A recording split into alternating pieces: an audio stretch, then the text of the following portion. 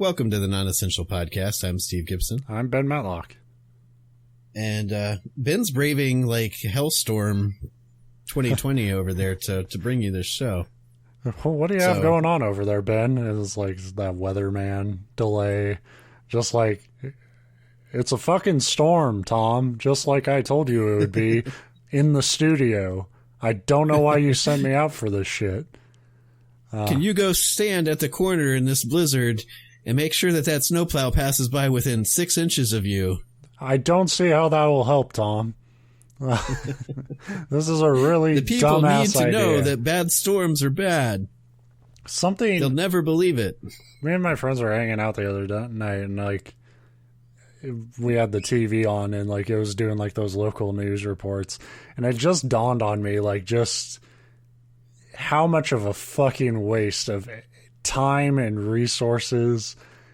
Like so many stories, like they decide we need an on foot, in the field reporter to talk about. And it's like, how does this make the news story more real to have some dipshit outside a building at like 8 o'clock at night? It's pitch black, so you can't even tell the building.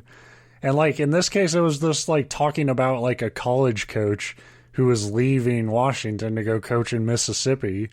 And it's like, as you can see from the building behind me, we're experts in college football or basketball, whatever. As you can tell from where I'm standing, the coach is no longer in this building. In fact, he was never in this building. This is a and subway. The coach comes walking out. Wait, breaking news. He was in the building. Wait, can we get a word? No. Damn.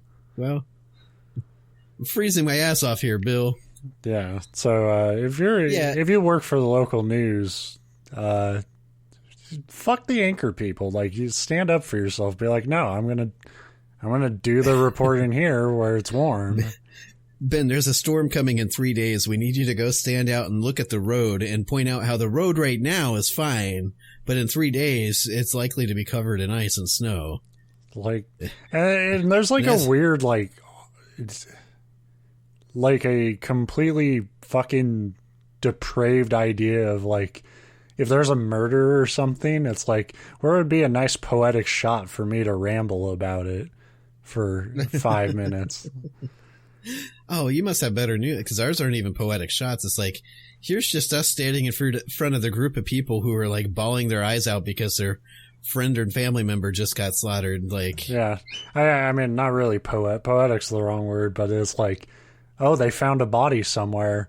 I'll stand by a river because you could find a body in a river. Yeah, and it's never the river. It's like, they found a body in a river just like this one. It actually happened 2 towns over, but we're not driving out to there. Anyway, that's one of many rants I can do about local news. But yeah, welcome to the Non-Essential Podcast. This is a show where every week me and Steve get together and one of us tells a story, and the only criteria we really have for it is the other person doesn't know what we're bringing. Sometimes neither of us know what we're bringing, and those are fun episodes. Yes. But today you have a plan. You have a call to action. And it's, I should probably flip over to my notes. It helps, but it's another one that's kind of squarely. It'll be the kind of story that we're known for. We'll put it that way. So this week I've got another murder mystery. Okay, but this is kind of a well-known. Well, that's exactly where I'm going. I said this one's like a well-known unsolved case. So if you're into unsolved like murder mysteries, you've probably heard of this one. You're telling me I already but I think I've actually one. I've gotten to the bottom of this crime. There's lots of theories out there, but after examining it myself, like I didn't start out to solve this thing. I just thought it was interesting. But yeah, I was reading through it and I think I figured out where everybody's gone wrong. Well, I think you'll go through the whole story, and then at the very end, we'll be like, at the same time, you did it, you know? Where were you on the night of whatever? Where were you at a night, at a time, at a murder? Yeah. Long before you were born. Where were you when murder? When murder. That's how I would start every questioning if I was a cop, by the way. Like, just you pull somebody over on the road. Like, do you know why I pulled you over? Because I want to know where were you when murder. License and registration and murder. Anyway, so on the night or day or some point on the day of January 2nd, 1935, a man by the name of Roland T Owen walked into the lobby of the Hotel President, which is a weird name, in Kansas City and rented a room. From the onset, the hotel staff could tell there was something strange about this man. For starters, he had no luggage. The only possessions he brought with him were a hairbrush, a comb, and toothpaste. But I'm not sure how they knew that those were... How did they know those were the only things that he brought with him, or that those were the specific things that they brought with them? Maybe it's the only thing and why found in the room or something. But that's not how it reads. It's like, well, he checked in and we knew it was weird because he slapped him on the table and bragged about it. I came all this way with nothing but a comb, a brush. And two of those three things are kind of redundant. Like, who carries a comb and a brush? That's what I was just thinking. I was like, really? Like, that is somebody who really loves his golden locks. I'm just like I said, though, I'm not sure how they knew that those, or like why they thought it was any of their damn business. In fact, I'd submit that being aware of what, out of it. But, you know, they point that out like this guy is weird. And it's like, I think it's more weird that you're noticing that, though. Like, it is weird. Well, that's but it's way more weird. That's like one of those things where it's like, you know, like I constantly am always doing shit with my hands because I have this weird like paranoia thing when I'm just like hanging around that, like I'm worried somebody's gonna like notice like I look dumb if I like my hands aren't in my pockets or something. Yeah, I do that too, and then you end up looking like way more dumb because you look fucking crazy because you're paranoid about the stupidest shit. But then sometimes like I'll be on the bus and I'll catch myself noticing somebody's hands. And, like, It's like, God damn it, if I'm doing it, it must be real. So anyway, Roland had asked for a room overlooking the inner plaza rather than an outside room overlooking the street, a fact that, in hindsight, would be listed as one of his many odd behaviors, even though that doesn't seem odd to me at all either, because, in fact, today, a lot of hotels charge more for the kind of rooms that overlook the plazas than the ones that overlook the street, because, shockingly, people prefer nice views over noisy streets. It would be a little scary if among those materials he brought with him was a rifle and a scope. Then that would probably raise an alarm bell, but like a guy just wanting a view is pretty nice. Can I have a room with a nice view instead of a front room? They're like, that's weird. It's weird, man. Like, we'll do it, but we're going to think you're weird. Why do you care? You have nothing. So, hotel staff noticed that Roland liked to keep his room dark, sitting in shadows, and that he seemed nervous anytime staff came into the room. Absolutely. Which means that's not weird at all. What? Exactly. That means multiple hotel staff were entering the room while he was staying there. Yeah, I would be fucking nervous too. I wouldn't even be nervous. I would be mad. I would be like, I'm paying for my own situation. Yeah, and what they say is nervous is probably him being like uneasy and uncomfortable. Like, get out of my private room. Yeah, because I'm gonna puff up this joint and really make it reek in here, and I can't do it with you watching me. So, the day after he checked in, a maid said she was cleaning his room when Roland answered the phone, meaning she was in there cleaning the room while he was in there. She heard him tell a man that he referred to as Don that he was not hungry and that he did not want to go to breakfast. He repeated that he was not hungry and the call ended. When the maid came back later that day to deliver fresh towels, she heard two male voices inside the room. She knocked and a, quote, rough voice, whatever that means, asked, "What do you want?" And she replied that she was there to deliver fresh towels, and the voice said, "We don't need any." So she, of course, thought this was weird because I guess she knew that the room hadn't been serviced yet except for earlier the morning when she serviced it.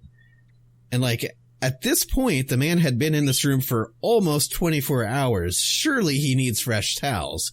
Who says no to fresh towels? I do. Because yeah, I have towels. Shit, I've stayed in a hotel for like 3 days, and like, because now you can put a little thing saying like, I don't need you to change my towels, because I've never been in a hotel room long enough that I needed more than the towels that were already in there. Like, exactly. Yeah, and I guess that says more about me that I've only stayed in a place for 2 days, but like, there's always 2 towels, so it was enough. And I'll bring my own towel if I'm worried about it. Then I don't trust them. But once you start letting them in, but she's flipping this around on him. Like, it's so weird that they didn't need towels. Yeah, like, really break it down. How many people take you up on your fresh towel thing when you fucking bug them every fucking 12 hours? And then when they turn you down, you're like, man, that's something wrong here. Anyway, where was I? So, didn't need towels, even though it had been almost a full day. At some point or another, on this very same day, the maid came and found the room to be locked. So, of course, she used her staff key to let herself in, where she found Mr. Owen dressed in a suit, sitting in the dark, reclining on the bed. Which, again, is markedly less weird than letting yourself into a guest room that you've already visited twice on that same day. Mm-hmm. Like... Yeah, it's like you're just waiting for something weird to happen. Like, you made that call the moment you're like, hair and comb. Like... Right. And a brush. Like, we need to check on this guy. How many times can we send a maid before that gets suspicious? Seriously, it's very Home Alone 2 of them, like, just like, constantly have the staff bug people about this one room. So, the maid also noticed that when she had found him in the room and the door was locked from the outside, which means that Roland was locked in his room. Which, again, is weird, but not as weird as a hotel having rooms that you can lock from the outside to keep people Thank you. in. Like, what H.H. Holmes shit is that? Like, I should always be able to get out. So by this point, like, it's important to note, the first thing that I've learned about this story is that hotels were really fucking weird in 1935. Like, that is true. None of this is anything that I would be comfortable with. Like, not a damn part of it. Yeah. Maybe we're just, like, privileged to grow up in a time when hotels are basically these, like, bastions of anonymity. Yeah. But, or in my experience, it's been very creepy, but you kind of, you make your peace with that, where it's like nothing is anonymous anymore. Well, yeah. But you don't have to worry, like, if you're in a hotel you're going to constantly be interacting with people. Yeah. Like, a hotel's the kind of place you can go and not talk to somebody for a week if you don't want to. Like, and yeah, when you go back to the clerk, no, the clerk knows everything about you. Well, right. But usually they're polite enough to not bring it up. Later that night, a man was driving home when he was flagged down by somebody out running down the street.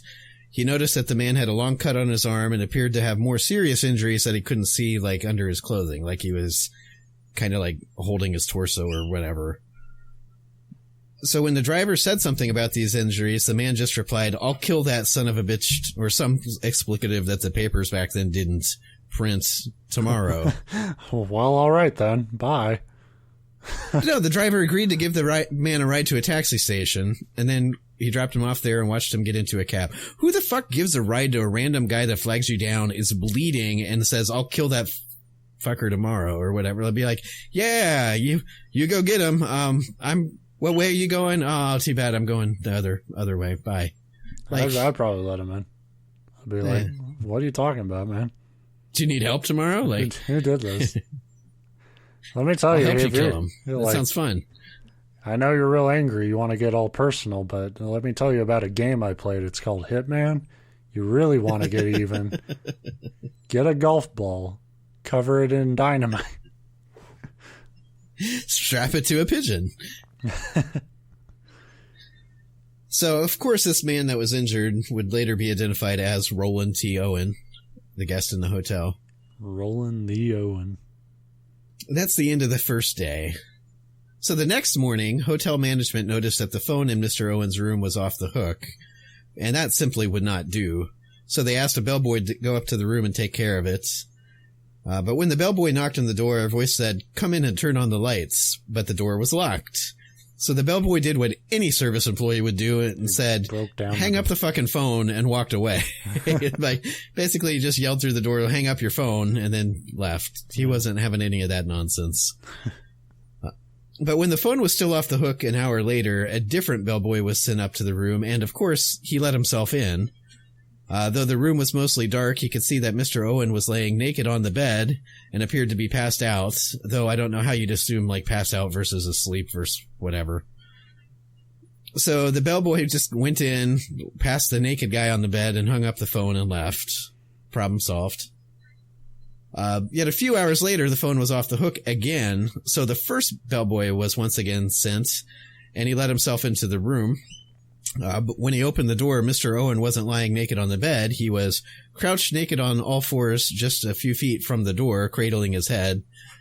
There was blood on the carpet, on the walls, on the ceiling, in the bathroom, in the bed. Apparently, this is the day that those fucking maids didn't come to the room 3 times to clean it, and it actually needed cleaned. You know what? I could actually use a towel right about now. Right. Where the fuck are you now, maid? It's like, no, we only visit on the first day and then on the 24th day. That's the thing, like, you're not curious at all now that things are actually starting to get fucking weird. And you just keep sending these, like, underpaid fucking apathetic bellboys to go up there and be like, "Hey, could you shut the fuck up? All right, peace." Yeah. And my guess is, because... So they sent this first guy, and he heard a voice that said, "Come in and turn on the lights." And he's like, "No, thank you."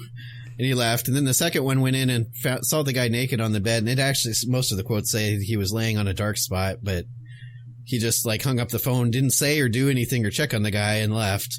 Then the third guy shows up just a couple hours after that, and the room's a freaking, like, this nightmare blood scene.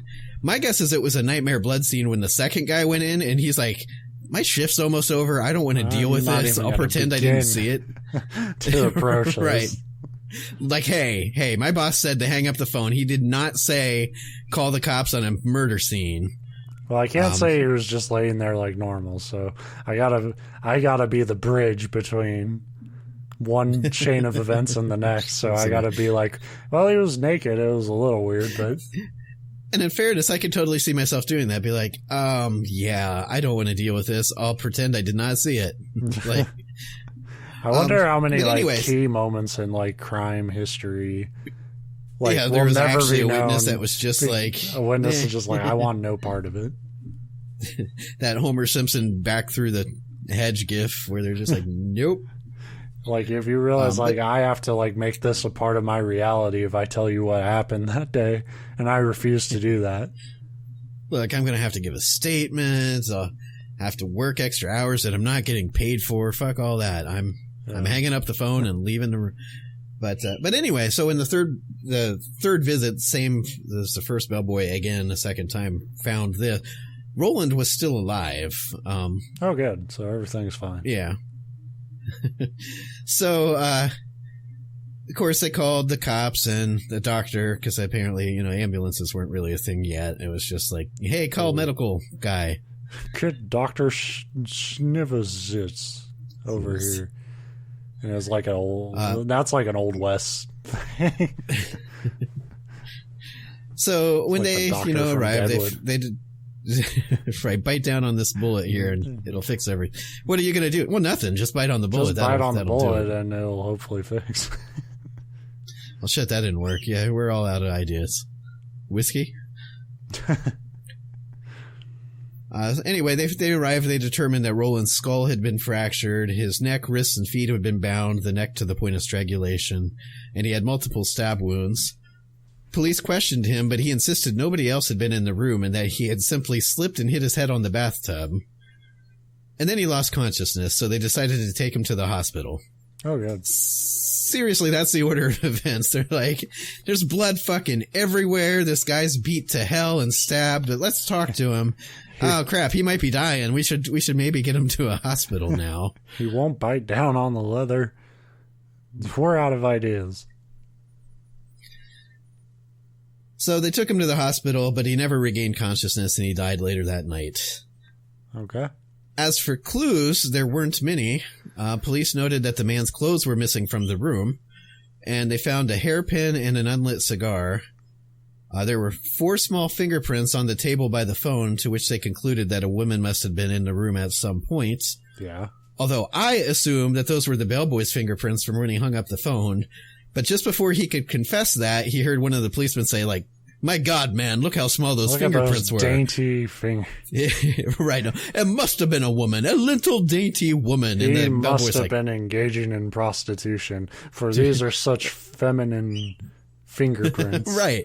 And the bellboy heard all that and was like, fuck. He was too embarrassed to be like, "No, those are mine. I've got tiny hands." Like, how do you determine that? Like, I'm sure there is some thoughts to it, but like, no, I think back then that was really the extent, because fingerprinting obviously was something they were starting to pay attention to. I don't remember when they first started inking. But it's not like your fingerprints have long nails and shit, and it doesn't have a bow on the end. That was literally the extent of their man brain thinking back then. Is oh, those look like small fingerprints. They must have been a woman's. Yeah, and sure, you could look at them and say they look small. Maybe there was a woman, but to them it was conclusively, those are women's fingerprints. If you want to tell me there was a woman up in the room, that's more your strongest argument for that isn't the fingerprints. It's just the fact that this guy got a fucking hotel room with nothing but a comb and shit. Right. So I was yeah, what do you think he was up there for? But that was basically the extent of the physical evidence. It didn't take police long to figure out that Roland T Owen was a false name, although many people came forward in the area to confirm that they'd seen the man, and to anybody that had interacted with him, he had used that name. They couldn't track down a man named Don, like the maid had said he was talking on the phone, which is shocking to me because that's a bunch of information to go on. Back in 1935, how many people named Don could there have been in the world? Yeah, and why would you be look, let's ring up everybody named Don that could be in the Kansas City area. Yeah, and I'm sure they wouldn't use a fake name or fake terminology to describe something else. Particularly when there's some snoopy fucking cleaning woman hanging around. Even if it was a guy named Don, and that's the guy that killed him, how are you going to, as the police, you'd be like, "Hey, your name's Don. Are you the Don that murdered this guy?" Crap. No, we talked All right, well, thanks for your time. We talked about food. I asked if he was hungry. Oh, okay. So the elevator operator on the night of the murder said that he had seen and I forget what the terminology was, but basically a well-dressed woman who was walking, or who was looking for room 1026, which is not, it was 1044, I think I said that Owen's room was. But he thought that maybe she was still looking for Owen's room and was just mistaken on the number. He reported seeing her a number of times that night. And at one point towards the end of the night, she was seen with a man who was unidentified. They didn't know who that was. It wasn't Roland. Then she left about 4 a.m. and the man that he had seen her with left about 15 minutes later. Probably walking with a pep in his step, because it sure sounds like you just witnessed an affair or a prostitute. Well, yeah. That probably had absolutely nothing to do with Roland T. Owens, because you're in a hotel. Yeah, that would be my luck if I ever got a call girl or something. I'd be like, wow, this was actually pretty nice. And then they're just actually, you're a murder suspect now. Yeah, some random guy. In fact, that sounds like a good movie. I might have to write that script up someday. Yeah, it's just some random guy in the room next to you gets murdered, but they're like, yeah, Ben was acting awful suspicious. And you're like, well, yeah, I was, because I was getting my girlfriend. Fuck yeah, a prostitute. That's better than murder, right? It wouldn't even have to be an affair thing. Just the fact that he got a prostitute, he could be a killer. It's God damn it. No, I'm just sad and evil.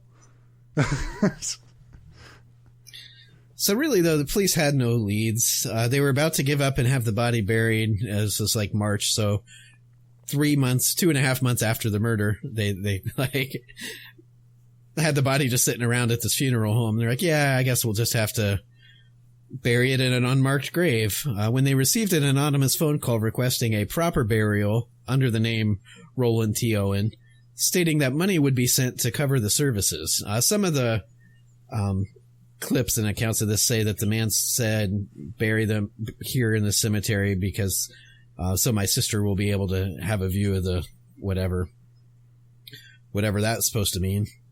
But a lot of the accounts just said that he called up and it was just an unidentified male saying, we'll send money over, but give him a real burial. And sure enough, a few days later, money showed up for a burial, but there was no like return address, of course, or anything like that.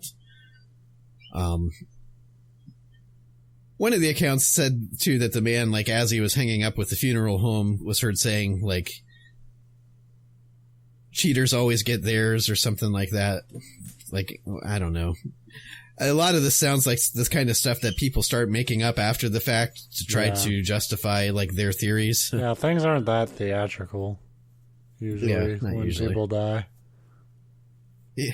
If you go by the accounts after the fact, it really turns it into like one of those detective like radio serial drama type things. But it's just like it's worse because like it won't end. Everybody keeps trying to get the like wisecrack last word. So it's like, or there's lines that people say out loud that nobody in the history of ever would say, but you need them for like narrative purposes. Well, it just goes to show that a greedy fish swims slow. Right. Yeah, like the random funeral director that like is like, what the fuck are you talking about? Are you paying me or not? Yeah, it's like, do you want this guy in the fucking hole or not? Like,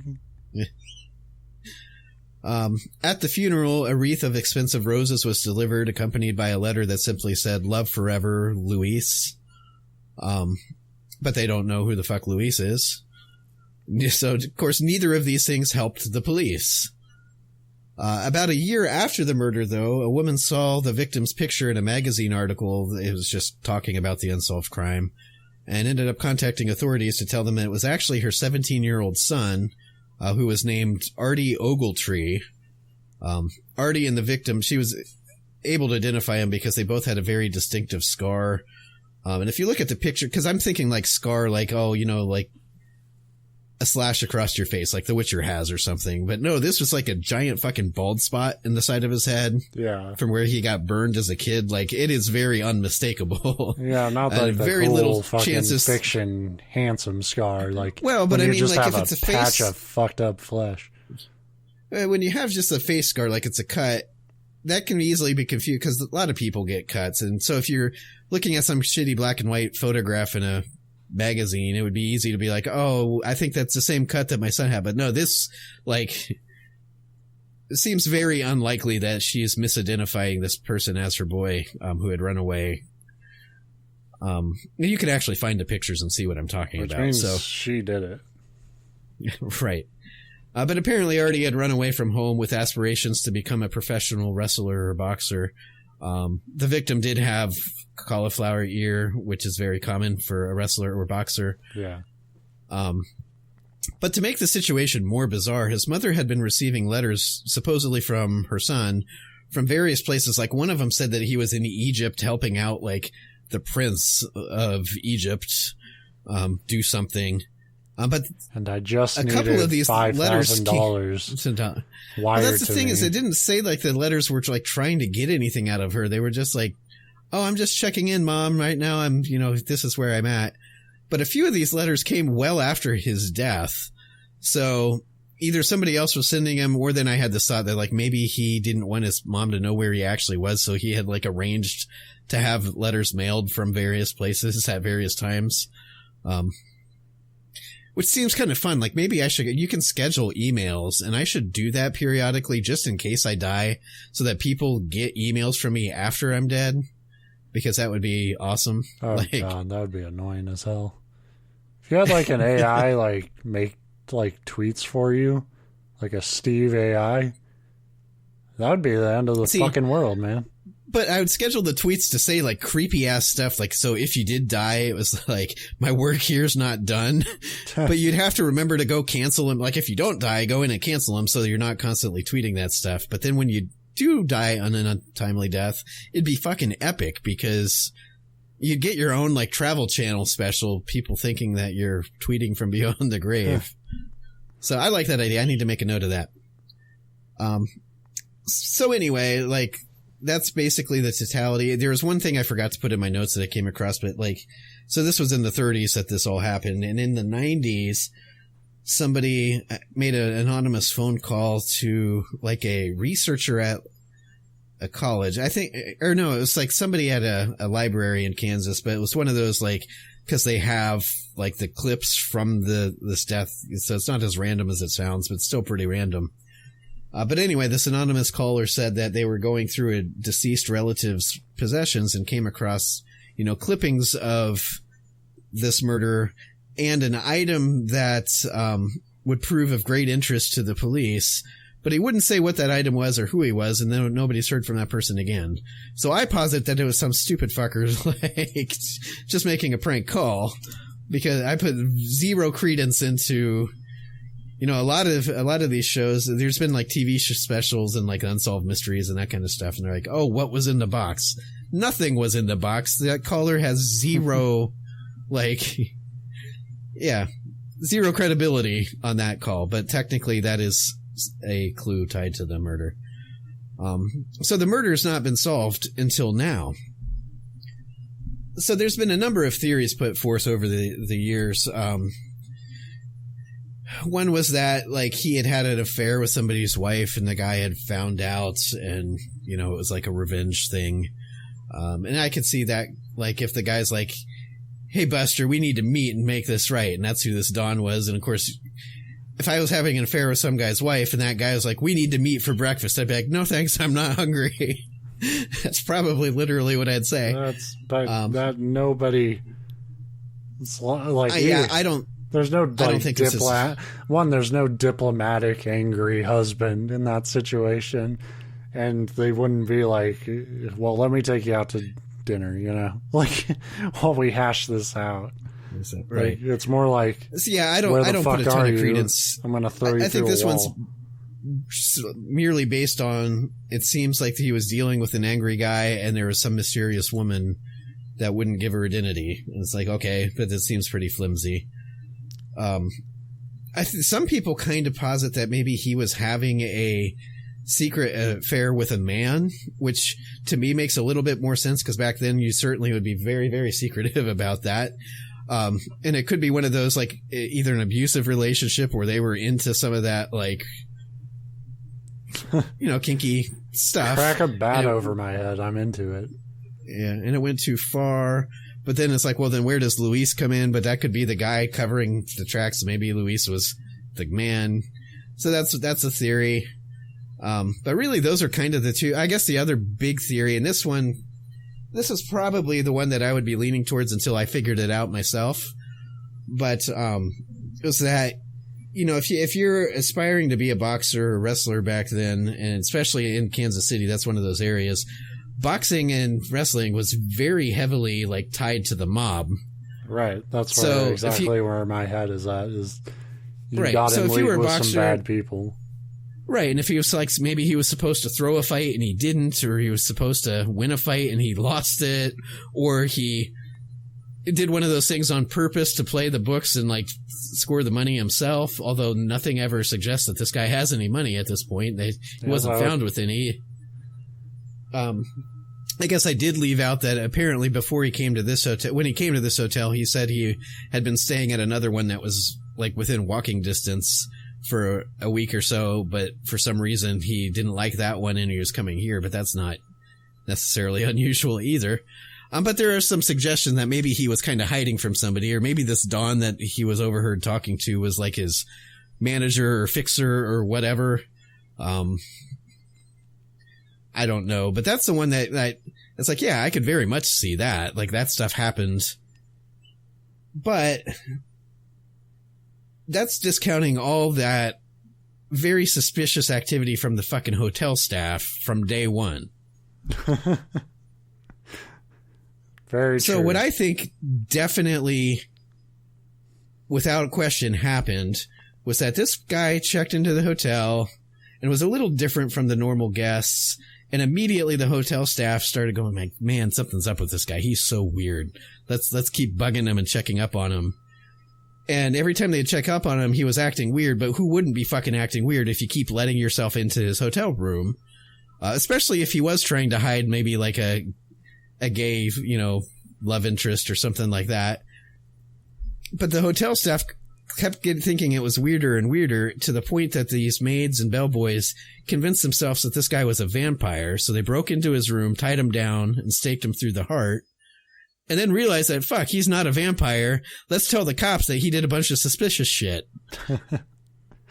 It worked. It completely threw the cops off the trail of the hotel staff who definitely murdered this guy.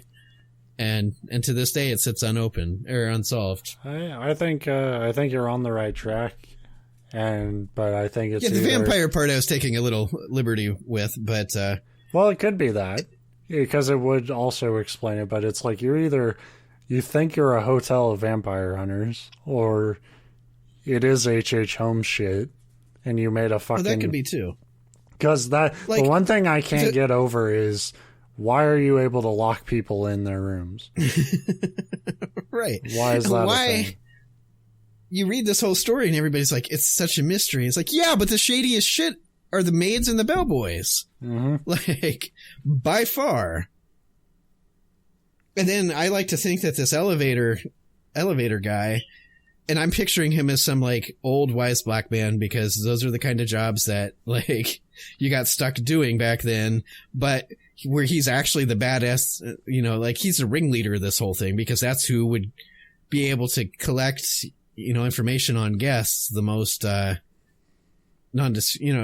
discreetly. Like nobody pays attention to the elevator operator, and he's probably the one running the whole. Until this podcast goes out, and then I'm not saying he killed him, but he was the ringleader of this murderous hotel staff. That one of the cool things, though, and this is it's not like, oh, it's well, I guess you could kind of take it as, if you're questioning whether or not this Roland T Owen was actually this R.D. Ogletree, it is kind of neat to note that the initials of Roland T Owen are RTO, so RDO, like R.D. Ogletree. And that could be complete coincidence, but I think it's neat.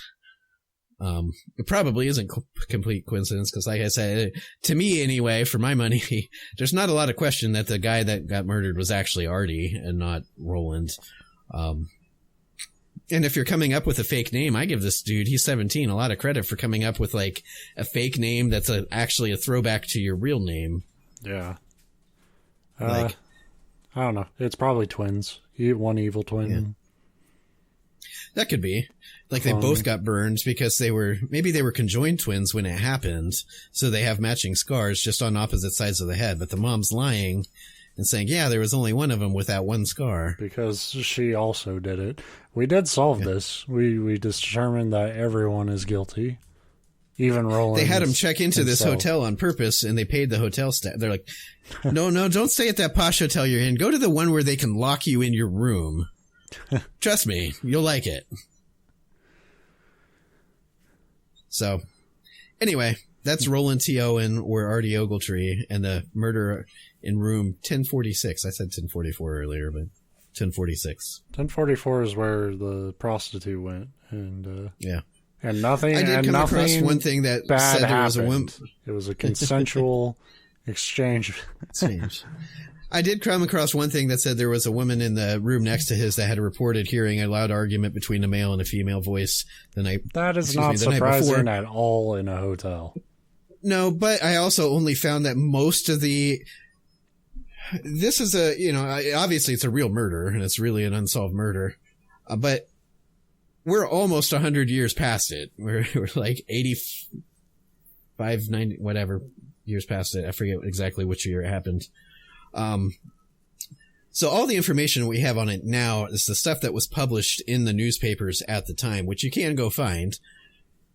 But that also means that if you want to get like a consistency of the story, you can. You just read all that stuff and say, okay, which things appear the most frequently.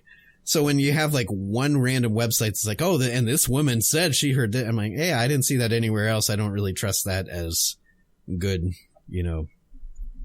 Now, maybe you could I didn't do the thing that an actual researcher would do and pull up the newspaper articles.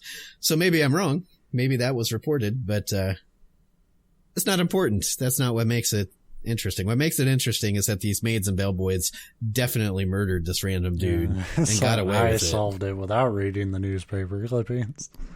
Right. Well, to be fair to me, that's the exact amount of investigation that it seems that the police put into it at the time. Like, it sounds like this. Nothing more disheartening than like seeing cops flipping through papers being like, I hope they figure it out. It's like, yeah. Like, well, I don't know solved the murder for us. Maybe tomorrow. I don't know the extent of the investigation, but given, you know, we've done these stories before, and I tend to watch these kind of shows and stuff because I think they're interesting. And at that point in American history, police investigation was not an art. It was a thing that you did when you were bored, apparently. Especially if the victim is some unknown person that they can't find a real identity to, and he wasn't like, there wasn't heaps of money involved or something. It's just like, meh. Like, I wish we could find the killer, but what can you do? Well, so good job. You solved a consensual murder. This show goes up Tuesday. By Wednesday, I fully expect to get an angry email from somebody saying, hey, that maid was my mother's aunt. And they're that's making slander, sure the guest sir. was taken care of, asshole. Do you know how pissed I would be if I hadn't even been in a hotel room for 24 hours and they were knocking on the door like, do you want some towels? Okay, pissed is probably the wrong word, but I would be very annoyed. Yeah.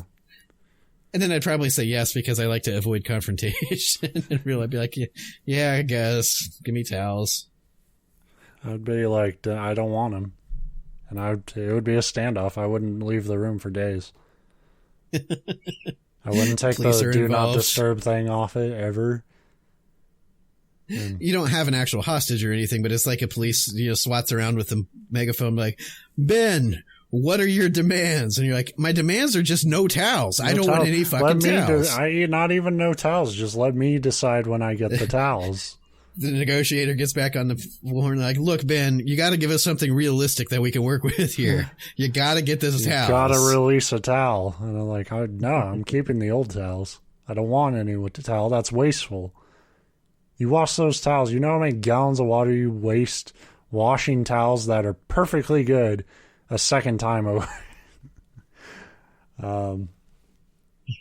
There's no reasoning with this guy, boys. Get the snipers. Just take them out. Yeah. All right. Well, shame, Roland. Should have picked a better hotel.